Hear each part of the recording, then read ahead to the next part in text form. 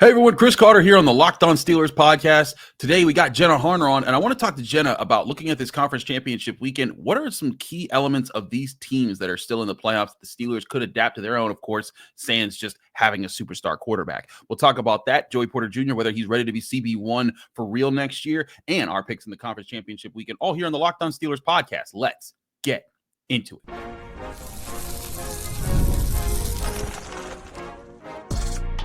You are Locked On Steelers, your daily Pittsburgh Steelers podcast, part of the Locked On Podcast Network, your team every day.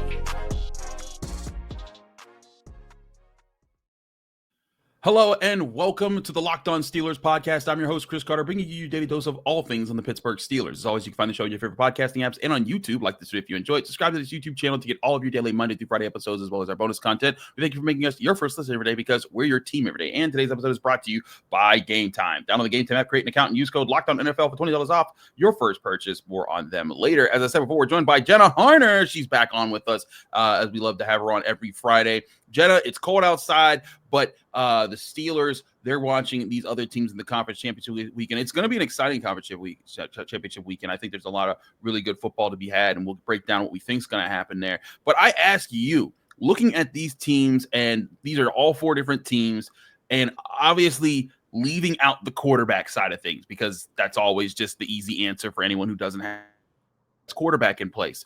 But I look at these teams and they have different strengths. What is a strength from one or more of these teams that you think the Steelers have to have on their team next year if they're going to make a step forward? Well, I first off want to start by saying thank you for having me. Also, if anybody just witnessed me eating because I thought I was off camera, I'm glad you enjoyed that. So yeah, just having an afternoon snack here as we record, or I should say before we record. One of the biggest things to me is the O-line play and the strength of O-line play in all of these teams remaining. And I look specifically at Philly, at the Chiefs, who also the Chiefs struggled a little bit with O-line play this year. So that's been interesting in that realm, but they have some studs and some stars on that offensive line. And in particularly the Bills, I haven't paid as much attention to the Commanders, but they're protecting the quarterbacks, number one, giving them time, allowing them to be able to make those big plays. And also they're creating in the run game. Go back to the snow game, Eagles-Rams against that. That was just an absolute dominant force. And Saquon Barkley is Saquon Barkley, and he factors into that equation. But we talk so much about how the Eagles have built that O-line and have built that team through the trenches. And just the way they move guys on opposing defensive lines is almost beautiful and like poetic to watch in the way that they do that. But again, when you have an O-line playing like that and you have that run game consistently being as consistent as it is, again, for the majority of those teams, it adds so much to what you're able to do. The Bills take things off Josh Allen's shoulders. So it's not as much, hey, you have to go out there and be razzle dazzle. It's no, James Cook is a massive part of this offense. And he's by no means this star, crazy stud running back. He's very consistent, has had a very solid season. But you look at all these teams, and that's a really big thing among other things, obviously, that stick out to me.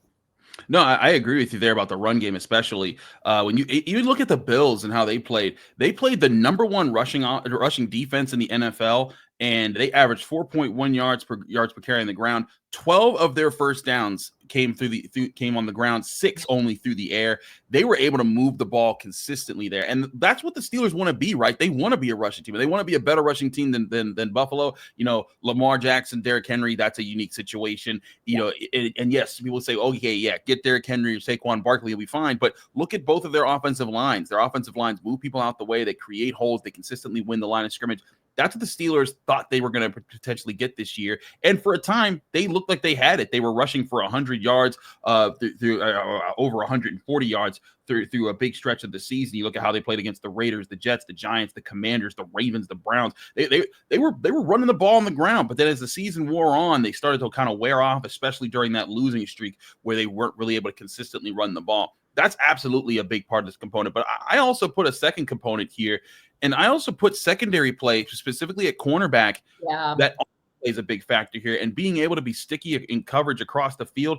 I think that's something that Buffalo relied upon in their game over the Ravens. And I thought it's something the Steelers should have relied upon when they faced the Ravens, was saying, hey, we're going to trust our corners to win against these receivers, and we're just going to blitz and leave these guys in man coverage. But look at the way the Eagles play too. So many times when Matt Stafford wanted to get things going, it was those Eagles cornerbacks that were running with the guys, Quinyon Mitchell, Cooper DeJean, Darius Slay, sticky in coverage, making it tough. And even when the Rams fought their way back in and they had a chance at the end of the game, it was those cornerbacks that were keeping close to those Rams receivers and making life hard on them. I feel like those two aspects in tandem, if the Steelers can get consistent, stickier coverage from their cornerbacks, not get beat as much in man-to-man, and be able to trust them so they can blitz more often while also being a better run team, they will be a better team next year, as long as they don't have a drawback in any other spots. Yeah, and you look at the Eagles almost, because again, I feel like there's so much talk, and we always mention this, about how that's kind of the model of what the Steelers want to be and how they want to, model their game, model this team is going to look like afterwards, or moving forward in the future. But it's so fascinating to see the way that, you have two rookies, two young guys. DeJean's a rookie. No, rookies. Both of them are rookies. They were both draft picks this year. Oh my gosh. I feel like there's been such a need for corner the last couple of years that my brain goes that way.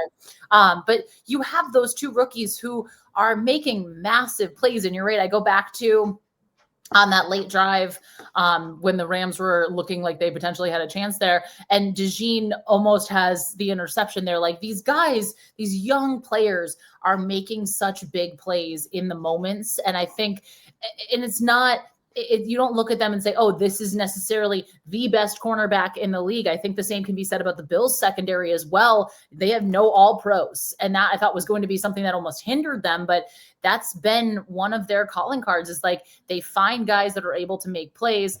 One of the biggest stats, though, that I saw that blew my mind and makes a ton of sense at the same time, all four remaining teams still in right now didn't turn the ball over once in the divisional round. Part of it. You hold on to the football. I mean, again, you could argue that turnovers were what killed the Ravens. Turnovers lost the Ravens that game. And so you saw the Lions, Jared Goff, with the interceptions that he had. So ball security, and, obviously that's something every team goes into a season and goes into these massive matchups preaching and hanging on to and just making a big point of emphasis. But that also is a massive factor there. It certainly is. I think that's part of what the Steelers, have to look at and say, like, these are things that are within our control. Whether or not, Justin Fields turning into a superstar quarterback next year, that's such a long shot. That's not realistic to ask. But you invested in this offensive line. Getting that offensive line to be better as a unit and to be one of the better units in the NFL, that has to be a major part of the goal for this offseason, as far as either reinvesting at guard and getting another person besides Amalu, or finding a new coach that helps them better prepare and make sure this unit is more together next year. And then at the same time, cornerback, which I think is another major thing the Steelers need to be able to depend on. And I felt early this season they were. Dante Jackson was playing well, but as the year went on, his back injury got worse. He kept coming in and out, and that kind of made it tougher for him to be a consistently reliable force. I want to talk about Joey Porter Jr. and how he fits into that, because he is the guy the Steelers drafted to basically be their cornerback one. Is he ready for that role? I talk about that with Jenna next, and we also get into our conference championships picks here on the Locked On Steelers podcast. Chris Carter, Jenna Harner, stick with us. We'll be right back. But first, I remind you that this show is brought to you by PrizePicks. It's playoff time, and if you're like me, you want to make the most out of these final weeks of football action. That's where PrizePicks comes in. If you love football and want a chance to win real money while watching the games, PrizePicks is the place for you. It's the best way to turn your sports opinions into cash with daily fantasy player projections. With PrizePicks, you simply pick more or less on player stats, like total passing yards, rushing touchdowns, and you get a shot to win up to 1,000 times your money. If you make your picks in less than 60 seconds, and whether you're looking for a flex play to boost your payout, or you just want to cash out quickly, PrizePicks has got you covered. It's fast, easy, and so much fun. And with over 10 million members and billions in winnings, it's clear that people are loving this platform. And when your picks hit, PrizePicks makes it easy to cash out. You can get your money in as fast as 15 minutes. Here's a special offer for our Locked On NFL listeners. Download the app today. Use code LOCKEDONNFL. You'll get $50 instantly after you play your first $5 lineup. That's PrizePicks. Run your game. Download the PrizePicks app today. Use code LOCKEDONNFL. You'll get $50 instantly after playing your first $5 lineup. That's right, $50 instantly for playing just $5. PrizePicks. Run your game.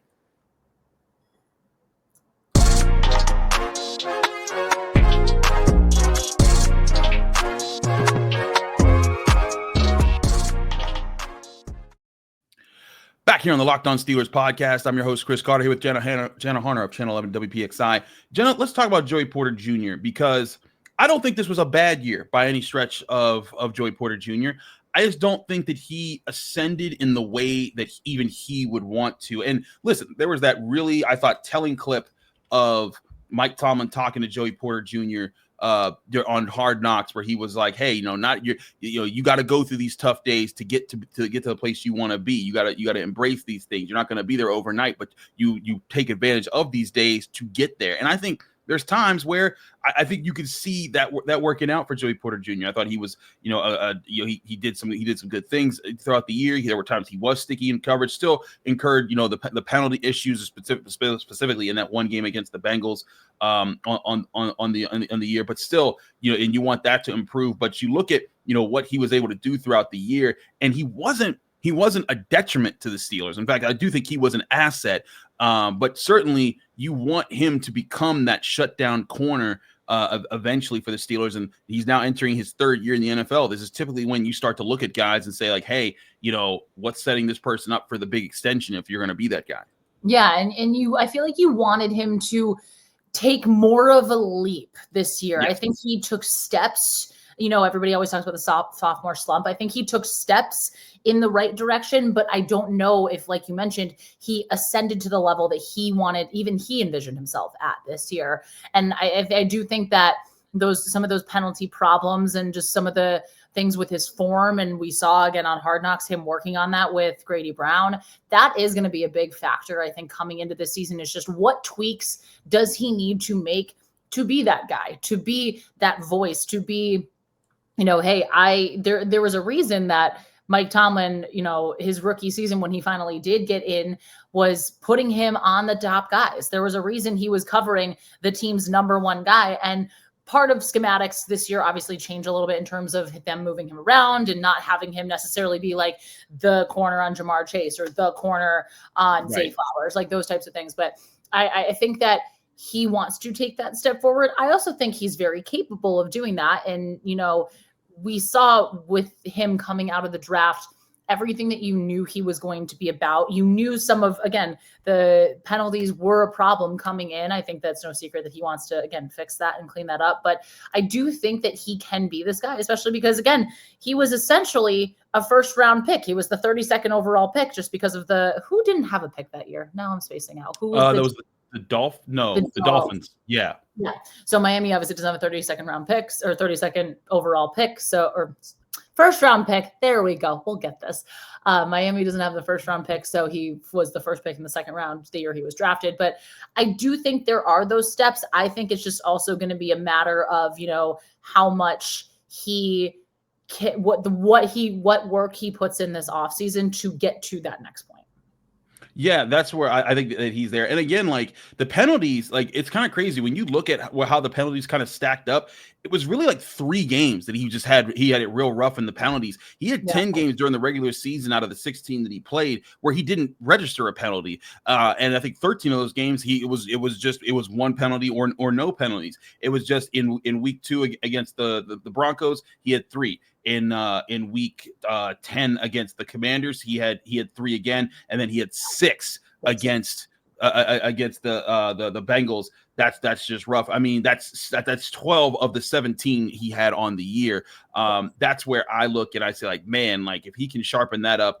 And again, he's shown that he can sharpen that up, but he has to do it consistently. And so my other thing here is that I think part of it is having the cornerback room around him that is talented enough to kind of switch things off, do more things around him. And again, I think Dante Jackson was solid for most of this year. I think that he did fall off at the end of the year because of his injury.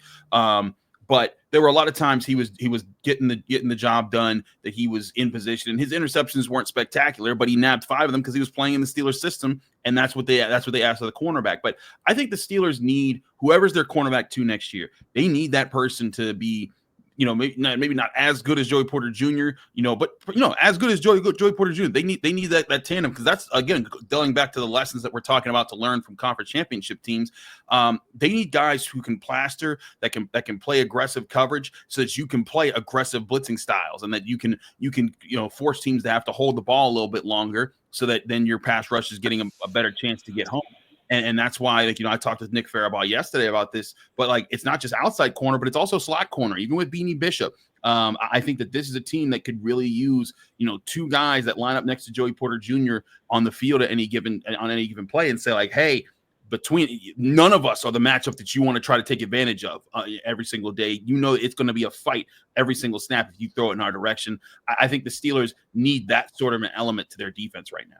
Yeah, no, I agree. And it's funny because I think at the start of this past season, you wouldn't have said corner was going to be an area of need for this team at the end of the year. But I think that was part of what we saw in terms of what plagued the defense so much at the end of the season. And again, this blame by no means falls on Joey Porter Jr. singularly, on anybody singularly. It was the defense as a whole that faltered down the stretch there. But I just think that, like you mentioned, if you surround him with, it doesn't have to be like the top tier guys in the league, because quite frankly, I don't think they have the money to do that. And I don't think that defense is where this team should be investing a lot of their money. But I do think you bring in, or you draft solid guys that hey, this is going to be an area of our game where you're not going to want to throw against this team. You're not going to want to throw into coverage against these guys, because they're going to make you pay for it. And that's part of the Steelers' defensive, just the way that their defense is. And I'm searching for the word that I can't find right now, but that's the way they play defense, and the way that they challenge you and say, hey, look, we're going to force these turnovers. And I think also too, back to what we were talking about last segment, part of what the Steelers didn't really do a ton towards the end of the stretch, and that was part of the losing streak they ended the season on, was they were not able to force turnovers the way they were forcing turnovers in the beginning of the season. And so I think that this can kind of all factor in, but I'm with you. You got to bring in, I think, some talent around him. And I think drafting one in the middle rounds might not even be that crazy of an idea here.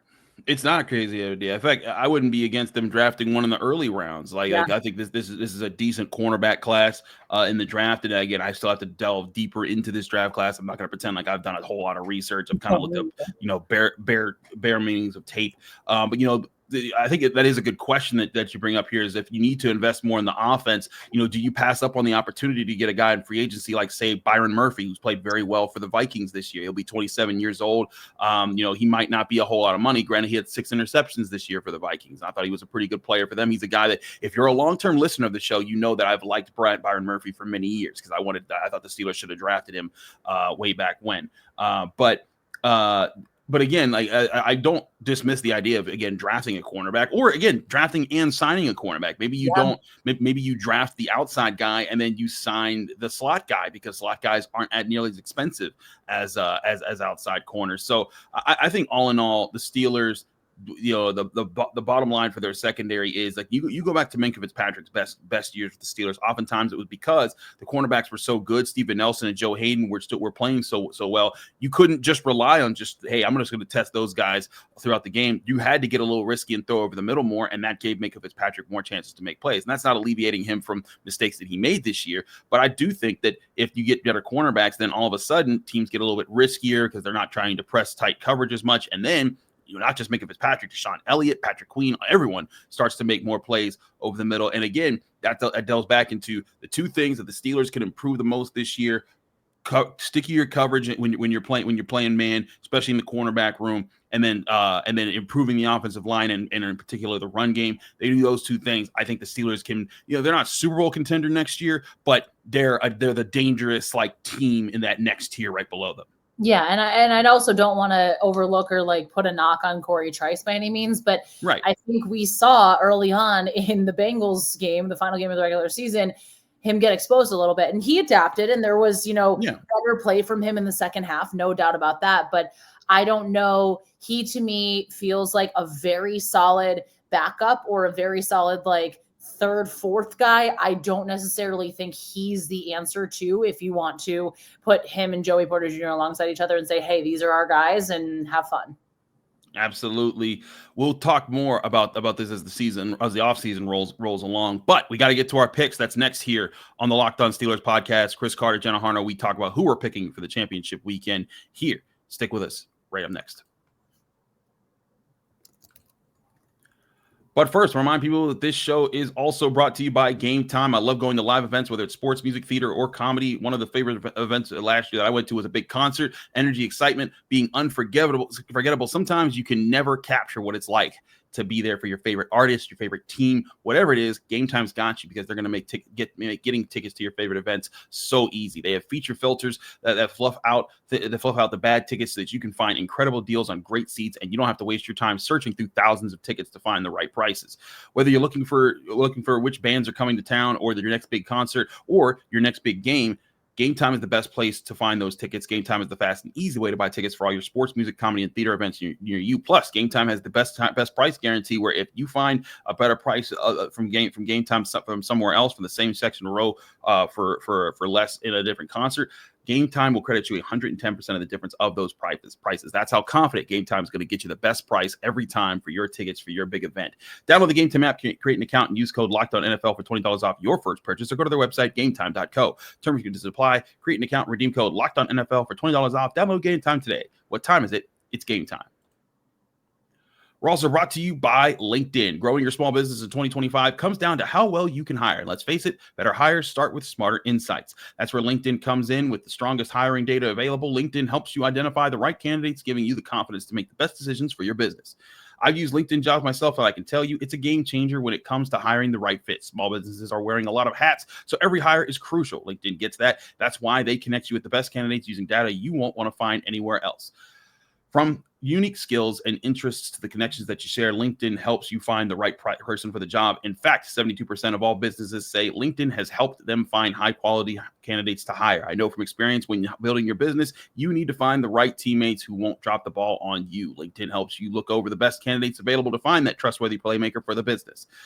Hire smarter this year and find your next great hire on LinkedIn. Post your job for free at linkedin.com/LockedOnNFL. That's linkedin.com/LockedOnNFL to post your job for free. Terms and conditions apply.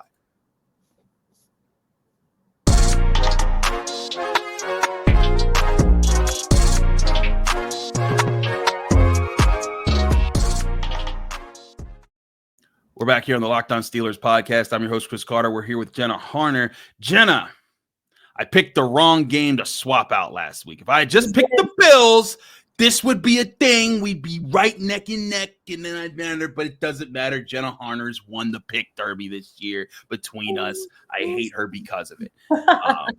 But in all seriousness, I was impressed by how the Bills were able to pull out that win last week, and the Rams were so close. Like even though the Bills, the Rams were this close, man. If they had pulled it up, I was like, they had that chance there, and I would have been singing a different tune right now. But congratulations to you.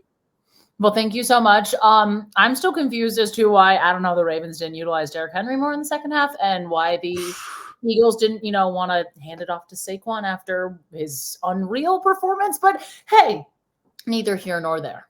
Neither here nor there. Let's get into our picks this weekend. And as always, our odds, ends, and lines come from FanDuel Sportsbook, the number one sportsbook in America. Let's start with the NFC Championship game. Kicks off 3 p.m. Sunday. The Commanders at the Eagles. Commanders are 6.5-point road dogs. And I think reasonably so. The Eagles are a really good team. They did lose to the Commanders. That was in the game where they lost Jalen Hurts. Kenny Pickett had to come in, and they still barely lost to the Commanders in that game. The over-under set at 47.5 points here. I look at the Eagles, and right now they may be the most talented complete roster from top to bottom, specifically because of what they can do on both the offensive and defensive lines. You see what Jalen Carter was doing to the Rams last week. You see what the offensive line was doing to the Rams last week. And I look at a key matchup here. The Eagles have that dominant rushing offense. The Commanders, the third worst rushing defense on the season. I just think that's a lot to put up against, and I'm picking the Eagles. I also think that they cover the 6.5 points. Yeah, I'm going to be really interested too to see when the practice injury reports come out on Jalen Hurts' status. Obviously, he's not 100%. Granted, seemingly no one is at this point in the season, but you were a little worried just in what he was able to do when he tweaked that knee in the last game against the Rams. So keeping an eye on him, keeping an eye on his status. But if anything, this is more of a reason to say, hand the ball to Saquon Barkley and let him do what he does. Did you see the video? What did he say when he was like smacking his helmet? Did you see he like gave a reason for it? I forget what he said, but I do know the clip you're talking about. I'm gonna forget the verbiage, but he said something. It's like, oh, just like what the kids say these days. But I'm loving it. The vibes in Philly seem very high. It was weird because things were so shaky at the beginning of the season, and they rode those ups and downs. And then of course there was going into the game against the Steelers, are the Eagles passing the ball enough? And is A.J. Brown and Jalen Hurts, and they mad? It feels like all of those storylines have quelled. And obviously that's what happens when you've been winning and you get to the NFC Championship. But to me, that matchup, the run game that Philly has just feels unstoppable. And the way that their offensive line moves people, I can watch that all day. It's such like, it's what a blueprint the Steelers should follow, but it's just so fun to see. So I like Philly in this one a lot. I think we're going to see some spectacular magic, though, from Jaden Daniels. You're going to see some massive plays. I just also worry about how solid Philly's secondary has been, too. And that's going to be a big key for me in that one as well. Same here. I look at the Eagles. They have a strengthened pass defense as well. So I think that's an advantage that they can take advantage of there. Let's get to the big game, though, that everyone's waiting on. It's the Bills and the Chiefs. The Chiefs are 1.5-point favorites on FanDuel. Over under also set at 47.5 points. I don't know how many times that's happened where both conference championship games have the same over under. But Jenna, I look at this and I look at the Bills and I think, like, is this a team of destiny? They were the only team that actually beat the Chiefs this year. The other team that beat the Chiefs was the Broncos when Carson Wentz was starting. But no one else beat the Chiefs when Patrick Mahomes played. But that was also in Buffalo. And I think that's part of this here is that I think home field advantage plays a much bigger factor into these games than people realize. You look at how the Ravens played the Steelers in Baltimore versus in Pittsburgh this year. Look at how the Ravens played the Bills in Baltimore versus Buffalo this year. Because that's where things are. And then you have the Bills at the Chiefs this time around. Man, at 1.5 points is practically a pick 'em there. You're not really picking for spread there. I'm going with the Chiefs, but man, because it's hard to pick against Mahomes and these guys. Like they don't lose. They don't lose. But at the same time, like I want the Bills to finally get over the hump. Like it would be nice to just see another, like an actual rival for Patrick Mahomes emerge and for that to be a factor. That's exactly how I feel in this one. Like my heart says the Bills, my gut says the Chiefs. And I hate that. But again, it's so hard to pick against Patrick Mahomes, and it's so hard to pick against Patrick Mahomes when the Chiefs played like they did last week. It's not just him offensively. It's not just Travis Kelce. George Karlaftis is a man shot out of a cannon. Mm-hmm. He's been so like everybody I feel like always looks to Chris Jones and on the defense. He is one of the 3 sacks. Unreal, just playing phenomenally. I like the Bills offense better in this game. I think that they have more weapons. I think that they're more balanced. I just think the Chiefs defense is going to play a big role in this one too. It's going to come down. It is going to be one of those, whoever has the ball last will win this game. It's going to be a back and forth heavyweight fight. I feel like I'm with you. Home field advantage is a big thing. And I want to be wrong. I'm like, all our listeners that are Bills fans out here, please, I want to be wrong. I want nothing more than to see the Bills and the Eagles or Bills and Commanders in the Super Bowl. I think that would be so much fun. I think it would be a blast, and it's going to be a phenomenal game and exciting for Bills fans. But I worry. I worry about Mahomes' magic. I worry about those little pieces that we just see. Again, there's a reason the Chiefs are appearing in their 7th straight AFC Championship game. Patrick Mahomes does not know a season without making it to the AFC Championship game. That is stupid. Yeah, that's the crazy part about this, right? And it's just they consistently find themselves in this game. Like I feel like all the pressure's on Buffalo to make this thing happen right now, man. Yeah. Like because here's the thing: if the Chiefs lose, oh man, they missed their 3-peat. Like there's nothing on them. Like I honestly thought going into this year, this would be a rough year for Buffalo because they didn't add a whole lot around Josh Allen. And that's why, look, I think, like we said, I think Lamar Jackson was the better quarterback, but I think that certainly Josh Allen deserves a ton of credit for what he's been able to do with his team. And I wouldn't be mad at if he won the MVP. No. And he deserves credit for that. But that being said, you look at this Bills roster, there's a lot of older pieces to it. You're not sure how many more times you got to crack at this window that you've had with Josh Allen right now before you got to retool some things. And then you're a team with a really good quarterback and a lot of missing pieces, kind of like how the Bengals are right now. So this has got to be the moment for them. I just don't know if it can be. I'll take that back. It can be. I don't know if it will be because I like the Chiefs. Like you said, the Chiefs defense, they can run the ball when they want to. And Patrick Mahomes. And here's the thing. When all those things fail that are really good about their team this year, then you just lean on, Patrick Mahomes, the best quarterback in all of football. Yeah. And again, like this arguably is a matchup of two of the four best quarterbacks in football. To me, the top four are all in the AFC, and it's Lamar, Joe Burrow, Josh Allen, Patrick Mahomes. I think Mahomes is in a tier of his own. And Josh Allen, if he said it to Tracy Wolfson, he said, if you have something to the extent of like, if you want to be the best, you have to beat the best. And I think that's what this game is for Buffalo.